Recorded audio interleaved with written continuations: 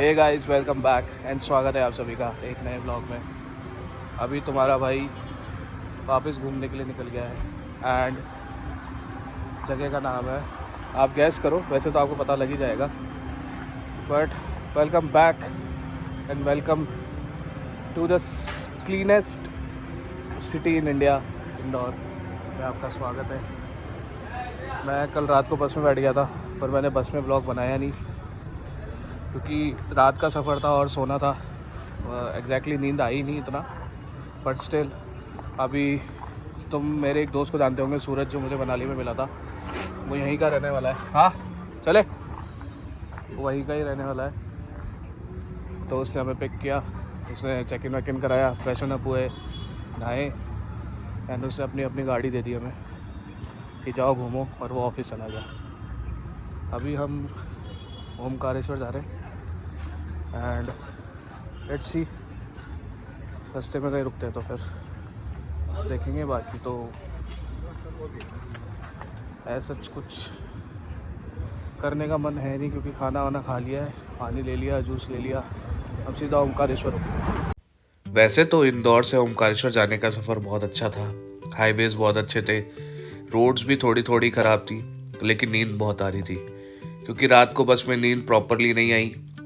And मेरे बगल वाला भाई, जैसा आप देख ही रहे हो कि वो भी सो गया था, तो उसको देखे देख मुझे भी नींद आ रही थी। बट मुझे जल्दी पहुंचना था क्योंकि सफ़र लंबा था वहाँ से एंड हमको वापस आने में देर हो जाती, इसलिए मैं कंटिन्यू चलाता गया। Guys, this is half way done. अभी हाफ वे तो क्या, ऑलमोस्ट पहुंच गए। 17 किलोमीटर बचा हुआ है एंड थोड़ा सा एग्जॉस्टिंग है क्योंकि सिंगल लेन रोड्स हैं और घाटियाँ बहुत है, और गाड़ी भी मेरी नहीं है तो आदत नहीं है। मेरी फ्रेंड की गाड़ी है जो मेरे को पिकअप करने आया था, उसी की गाड़ी लेके हम लोग आ गए और छोटी सी रोड ट्रिप कर ली। सोचा एंजॉय करेंगे, फन करेंगे, पर बहुत एग्जॉस्टिंग है। एक तो यहाँ पे हेलमेट का बिल्कुल कंसर्न नहीं है। मोटरसाइकिल वाले कहीं भी घुस आ रहे, मेन हाईवे पे ट्रैक्टर्स, ट्रक, बड़े बड़े ट्रक्स 100 की स्पीड से फास्ट चलाते हुए आ रहे हैं रॉन्ग साइड, और उनको देख के ऐसा लगता है कि अब हम तो गलत नहीं चला रहे ना कहीं। पर ठीक है, पहला दिन है, आज आदत पड़ जाएगी। अभी भाई कुछ कैंडी वैंडी लेने गया हुआ है क्योंकि सबको नींद आ रही है, तो मुँह में कुछ चलता रहेगा तो ठीक रहेगा, दिमाग भी काम करता रहेगा। रात में ढंग से सोई नहीं, बस में 2-4 घंटे में सोया, 2-3 घंटे में सोया। अभी जाते हैं महादेव के, ओमकारेश्वर ज्योतिर्लिंग जा रहा हूँ। ये 12 ज्योतिर्लिंग में से एक ज्योतिर्लिंग है एंड यहाँ मैं पहले भी आया हुआ हूँ, पर मैं दोबारा आया हूँ दर्शन करने and most importantly Narmada river के दर्शन करने। तो मुझे रिवर से बहुत प्यार है एंड मुझे बहुत अच्छी लगती है, मतलब वहाँ बैठना घाट पे और सब। बाकी अभी पहले वहाँ पहुँचते हैं, फिर वापस हमको रिटर्न वापस इंदौर जाना है और लेट हो जाएंगे। अब आगे ट्रैफिक भी दिखा रहा है बहुत। मेरी तो थक गया हूँ मैं भयंकर, और मुझे चाहिए नींद। अब ये भी मेरा जैसा है, इसको भी गाड़ी चलाने में बहुत मौत आती है, इसलिए फिर मैं ही चला रहा हूँ। चल ठीक है, कोई नहीं। अभी पहुँचते हैं, जब नर्मदा में डुबकी लगाएंगे ना, तब ही अब तो ये नींद और ये दिमाग खुलेगा। तो फटाफट उसके लिए पहुँचना पड़ेगा और उसके लिए यहाँ से निकलना पड़ेगा। बहती हुई नदी की सरसराहट, सुबह की वो पहली किरण और फिजा में घुली हुई एक अलग ही शांति। आज हम एक ऐसी जगह पर हैं जहाँ प्रकृति और आस्था मिलकर पवित्र ओम की आकृति बनाते हैं। स्वागत है आपका ओमकारेश्वर में। यह एक मोक्षदायिनी माँ नर्मदा है। सनातन धर्म में कहा जाता है कि गंगा में स्नान करने से तो पुण्य मिलता है, लेकिन अगर आप नर्मदा जी के सिर्फ दर्शन भी कर लेते हैं, एकमात्र दर्शन, तो आपको पुण्य प्राप्त हो जाता है। नर्मदा नदी दो धाराओं से बटकर मानधाता पर्वत को चारों तरफ से घेरती है। अगर आप इसे ऊपर से देखें तो यह टापू प्राकृतिक रूप से ओम के आकार में ढला हुआ दिखता है।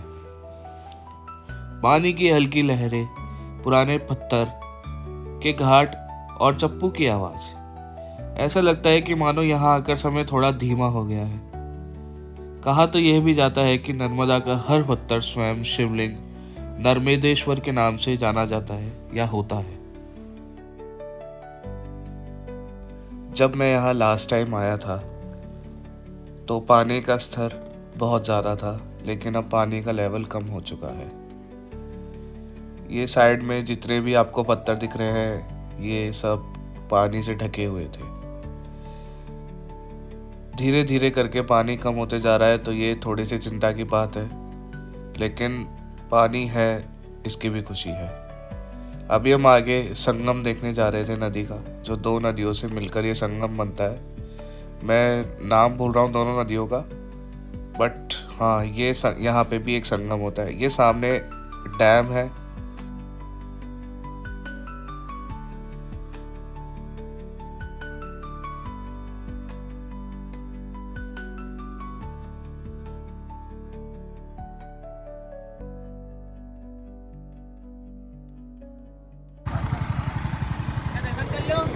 सामने कमल किशोर नगर जी घाट है, ओंकारेश्वर का सबसे पुराना घाट है। यहाँ पर अपन खड़े हैं ना अभी, यहाँ पे एक नदी में 3 धारा बहती है, नर्मदा, कुबेरी और गौमुखी 3 धारा का जल आता है। यहाँ पे नर्मदा कुबेरी नेपाल से आती है और गौमुख से आती है, गौमुख से आती है, गौमुखी धारा बोलते हैं। आपको मंदिर करना है कि वहाँ पे पैदल ही जाना है? मंदिर मैं आपको भी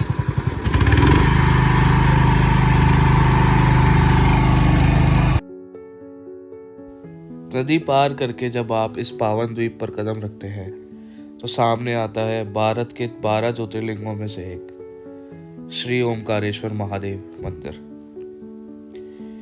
यहाँ के खंभों पाषाण वास्तुकला से सजे गए हैं। ये बहुमंजिला मंदिर है, सदियों पुरानी यहाँ आस्था का प्रतीक है। यहाँ की एक और सबसे बड़ी खास बात है जो शायद बहुत कम लोगों को पता होगा, कि यहाँ जो भगवान शिव है, हमारे महादेव है, शंकर भगवान है, वो 2 रूपों में पूजे जाते हैं। अगर आप बात करेंगे नर्मदा के इस पार जहाँ ओमकारेश्वर मंदिर है, तो श्री ओमकारेश्वर के नाम से पूजे जाते हैं। और अगर अपन बात करें दूसरे रूप के, तो वो है नर्मदा के उस पार, यानी नर्मदा के तट पर महाममलेश्वर के नाम से।